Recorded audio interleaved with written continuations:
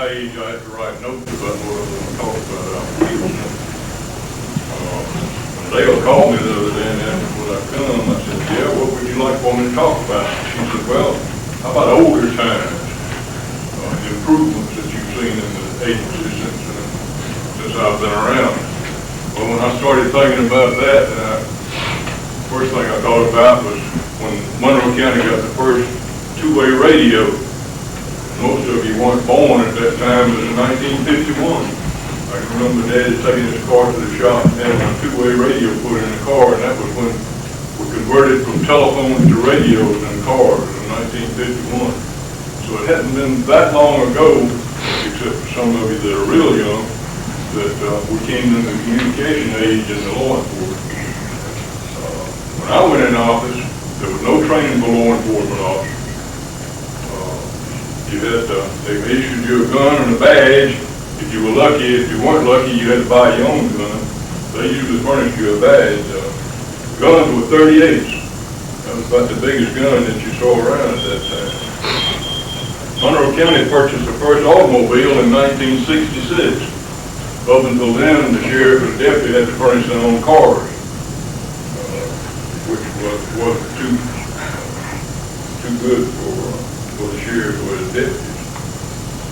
We had a walkie-talkie that I got in 1961 when I went in and came into the sheriff's office, and you had to carry it around in a canvas bag, and it weighed 7 pounds.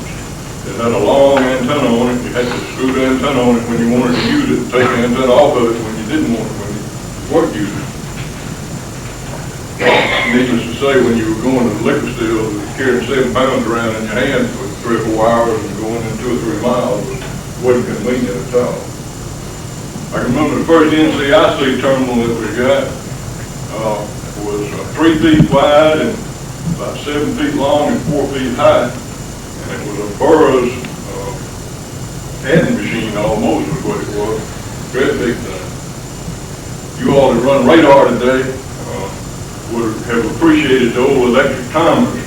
And I never did decide why they called the thing electric timers. All it was 2 cords that you stretched across the road, and there was a certain number of feet apart, and the cord came back to this little box that had a stopwatch on it. And when you car crossed the first cord, it started the stopwatch running. When it crossed the last one, then it stopped the stopwatch, and that told you how fast the car was going when you crossed the line. Needless to say, if you were driving and you were very observant, you could see those 2 black cords across the road waiting before you got to them.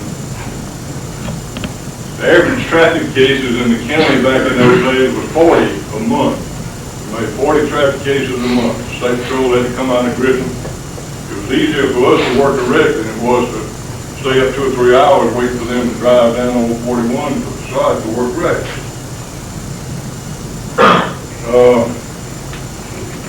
Average traffic fine was $15 in those days too. That was pretty hard on some people. $15 was a lot of money.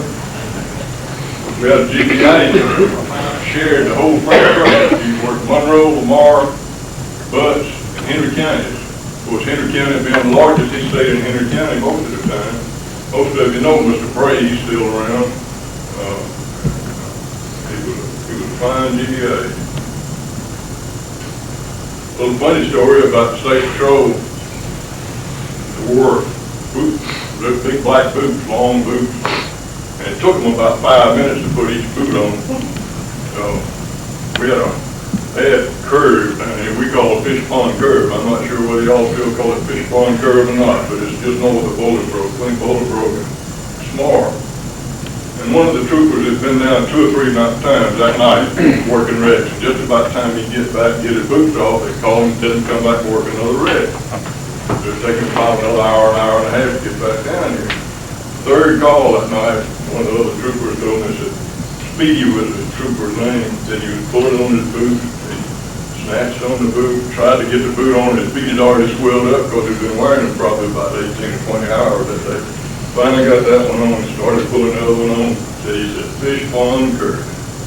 Fish pond curve. Stand fish pond curve.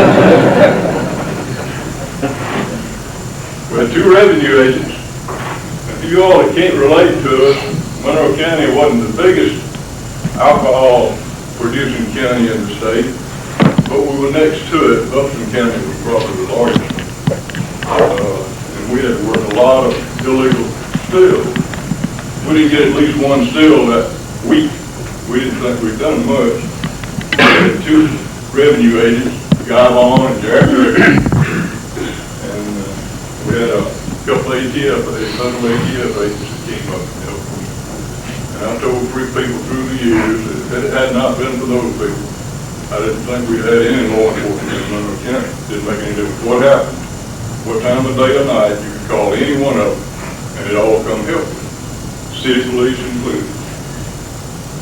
And when I think about city police, I think about some of my best friends, I suppose. Mr. Edward Bazemore used to run the radio at night. And for you all that don't remember back that far, the police station was on the corner at the courthouse. And we all hung around there and would sit around there at night, wait on a call to come in. Because if you went home, you'd get another call, you didn't have to get up and go out again. So we stayed up there and aggravated Mr. Bazemore all night, just about most nights, just because we didn't have anything else to do. The forestry unit fought all the fires for us. We had 2 or 3 fires a year, so we really bothered them. There's 2 motels in town, or in the county. One of them was down near Rumble Road, and the other one was at Glen Alice at Bolingbroke. And that was the only 2 motels we had at that time. Our main highway was 341 over at Cologne. And you couldn't work traffic over there because there were so many cars on that little 2-lane road that you couldn't stop them.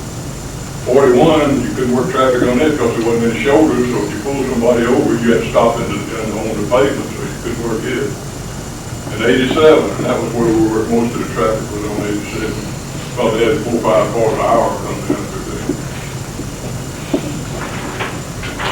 Got a night light when he left college, and he'd always be listening out for us, and he'd give us a holler if we ever had a problem at Tiff College. Of course, with 450 girls down there, there was a lot of problems down there.